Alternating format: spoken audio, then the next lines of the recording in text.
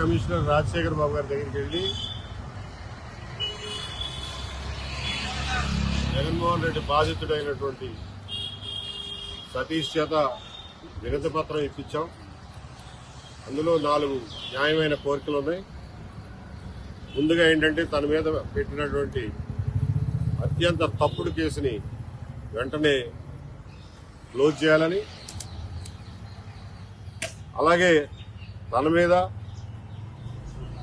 వాళ్ళ బాబాయ్ మీద, మిగిలిన కుర్రాళ్ల మీద 3rd డిగ్రీ ఉపయోగించి లేని కేసును ఉద్దించడానికి అన్ని రకాల తప్పుడు పద్ధతులని వాడినటువంటి పోలీసుల మీద చర్యలు తీసుకోవాలని, మూడోది వాళ్ళ కుటుంబం పడినటువంటి ఆర్థిక ఇబ్బందులు, పడిన నష్టానికి కాంపెన్సేషన్ ఇవ్వాలని, కనీసం వాళ్ళ కుటుంబానికి 10 లక్షల రూపాయల కాంపెన్సేషన్ ఇవ్వాలి అని, నాలుగోది బెయిల్ కండిషన్స్ లో భాగంగా ఇప్పుడు వారం వారం పోలీస్ స్టేషన్కి వెళ్లి సంతకం పెట్టే క్రమంలో తనకి ఇబ్బంది, ఇప్పటికీ కూడా అతన్ని లోకల్ పోలీస్ స్టేషన్లో ఇబ్బందులు పెడుతున్నారు. ఆ ఇబ్బందులు తొలగించాలని ఈ 4 డిమాండ్లని కమిషనర్ గారి మీద ముందు ఉంచాం.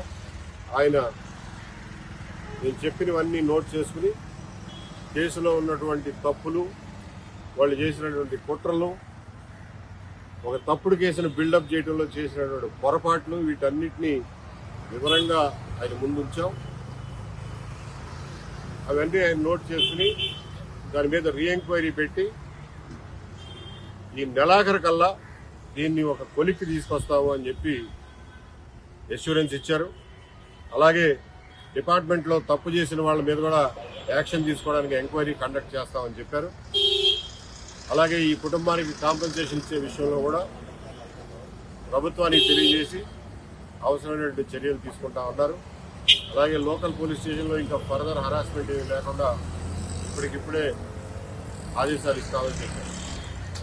కాబట్టి ప్రస్తుతానికి ఈ విషయాన్ని ఈ నెలాఖరు వరకు వేచి చూస్తాం. ఆయన తీసుకునేటువంటి ఫైనల్ నిర్ణయం ఈ కేసు విషయంలో, దాన్ని బట్టి ఇంకా నెక్స్ట్ స్టెప్స్ ఏం తీసుకోవాలి, ఎలా ముందుకెళ్ళాలి అనే దాని గురించి ఆలోచించాలి. దీనికి సహకరించినందుకు మీడియా మిత్రులందరికీ కృతజ్ఞతలు.